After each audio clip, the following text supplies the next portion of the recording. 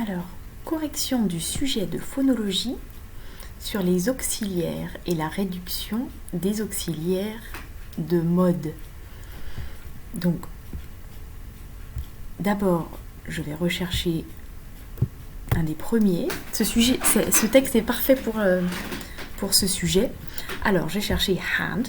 Quand had est en position d'auxiliaire, Herman Culture, Joan said, had been an adaptation. Et vous pouvez le réduire. Had become. Donc là, had est en position d'auxiliaire. Vous avez le verbe lexical become. Et donc, vous pouvez réduire had. Which had once been so profoundly adaptive. Pareil, which had once been so profoundly adaptive. Mais si je descends, les auxiliaires, quand ils sont à la forme négative, hadn't, par exemple, ici, ligne 39, hadn't existed before, gardent leur forme pleine. Quand vous avez le verbe have, mais dans le sens de verbe lexical, posséder le potentiel de no species before had the potential to be linked globally. Donc là, ce serait un sujet parfait de CAPES pour l'épreuve phonologique.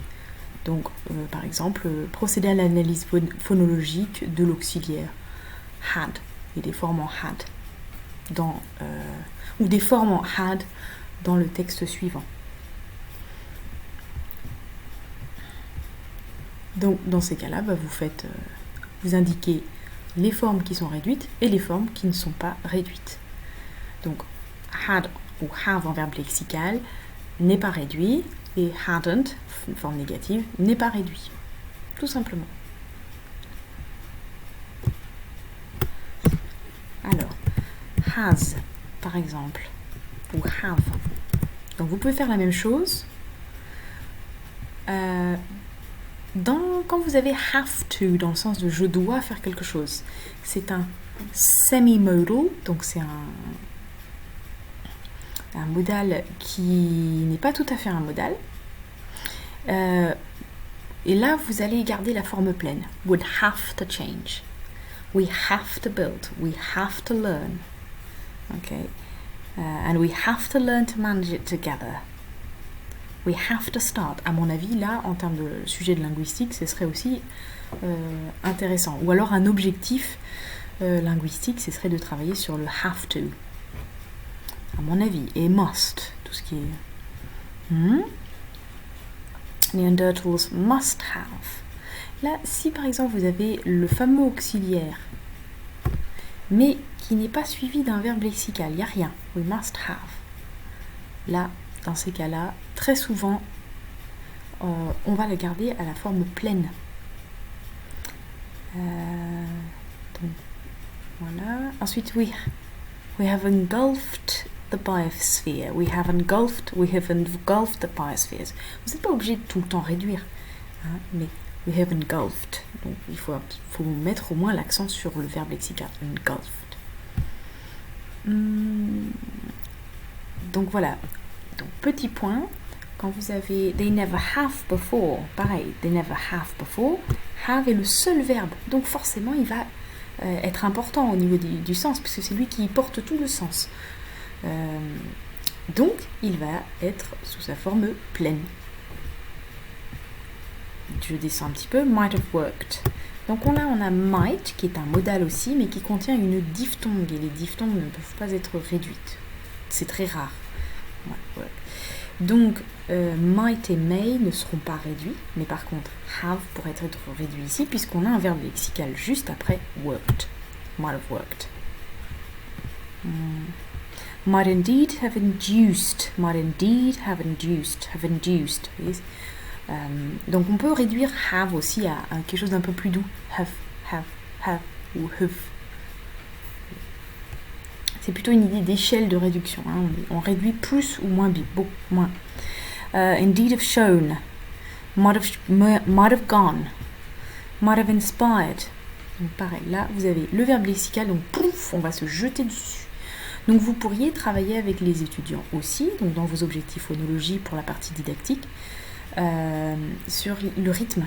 Might have induced, might have gone, might have inspired, might have worked. Donc travailler sur cette sorte de...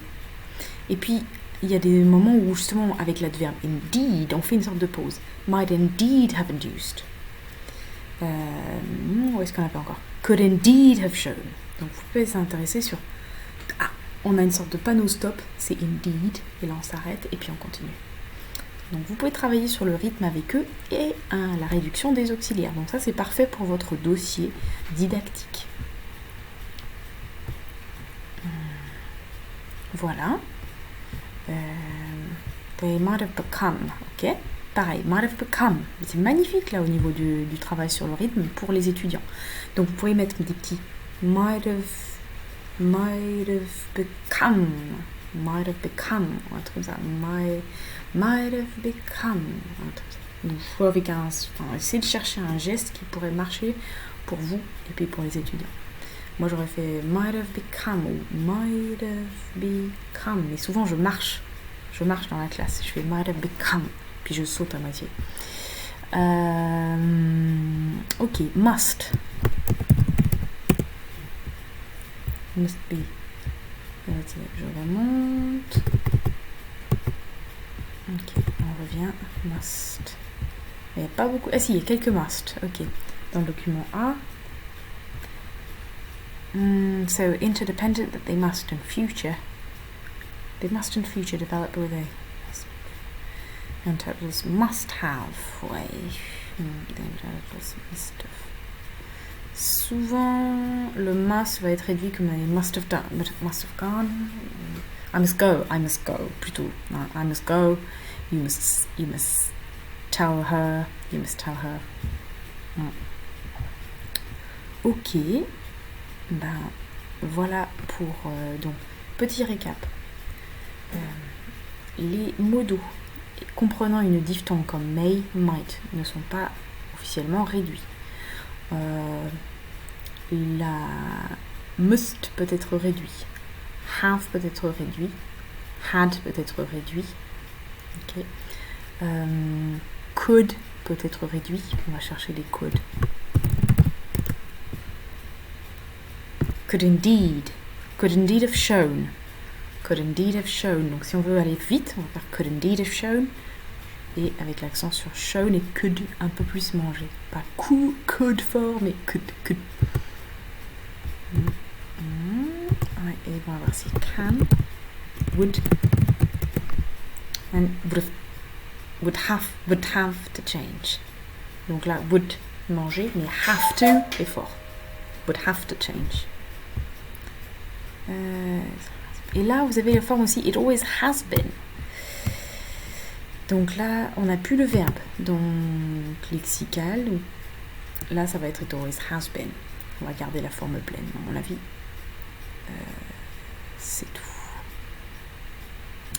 Pour le parti didactique, vous pourriez dire qu'on vous allez faire une petite trace. Alors attendez, pour la trace écrite, vous pouvez faire des petits ronds avec un gros rond pour ces formes-là. Would have shown avec un gros shown gros, et puis would have shown gros rond. Vous pouvez montrer comment vous allez faire ça sur la trace écrite dans la partie didactique de votre épreuve. Ensuite, vous pouvez indiquer que vous pourriez faire une tâche finale comprenant ces formes, une petite loop, donc un drama loop, une sorte de travail de petites pièces de théâtre mini en boucle, à dire en boucle avec des formes, des émotions différentes. Et donc là, ça pourrait être justement tout à fait votre tâche finale. Voilà. Il faudrait absolument qu'à chaque fois, il y ait ces fameuses formes. Would have shown, or we have to do something. Donc avec un accent très fort sur have to. Have et puis to réduit. Donc voilà, j'espère que cette vidéo sera utile. Pardon.